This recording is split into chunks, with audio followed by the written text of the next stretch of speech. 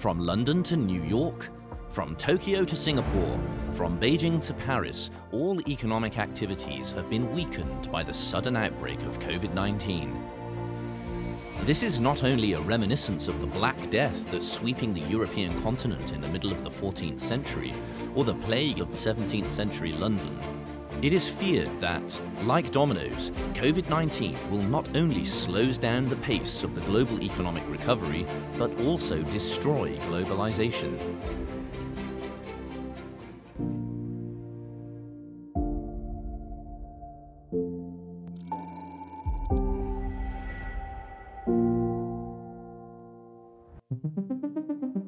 COSCO shipping is the important carrier to get through the lifeblood of the economic globalization. COSCO shipping ranks first in the world in terms of comprehensive capacity.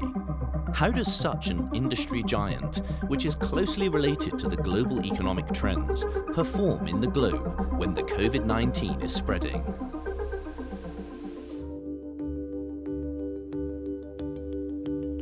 The coronavirus outbreak is certainly have some impact for the global economy and the shipping industry. I'm Wang Haimin. I'm Vice President of the COSCO Shipping Corporation. I can show that about 1,300 vessels is sailing around the world now. We worked 7 days, 24 hours, even under the severe situation, to guarantee these supplies on-time delivery. Up to now, we have transported more than 120,000 tons of medical supplies. Since February 10th, we have about 1,035 subsidiaries in China resume work. We believe when the outbreak is faded, the demand will rebound rapidly.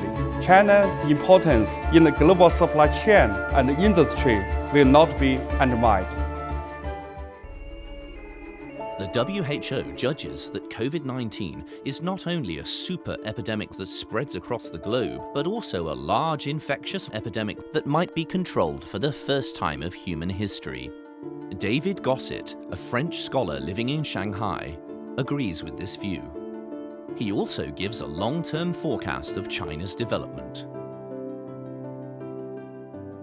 Of course, China has been facing a very, very severe crisis, but this crisis is not going to fundamentally change the course of history. The Chinese Renaissance is here to stay, and it is going to change the world. My name is David Gossett. I have established the Europe-China Forum in 2002 in order to deepen the links between Europe and China. We have not only seen a resilient China because this coronavirus was a shock.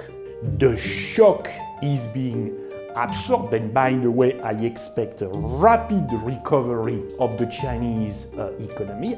And when you declare victory over such a crisis, you become stronger. This crisis will not affect the Chinese Renaissance. It might even accelerate the Chinese Renaissance. According to the statistics from the International Monetary Fund, China's contribution to global economic growth has exceeded 30%. Professor Ian Golding is one of the most authoritative scholars on globalization. In his view, this epidemic has made the world realize China's huge influence in the global economy, and its engine is still full of power.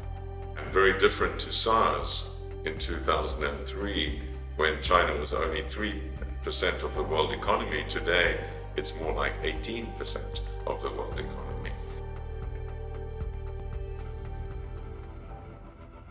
I'm Ian Goldin. I'm the Professor of Globalization and Development at the Oxford Marshall School in Oxford. Risks like we saw in the financial crisis, the super spreading or the financial crisis, cyber attacks and viruses, and we see the super spreading of pandemics.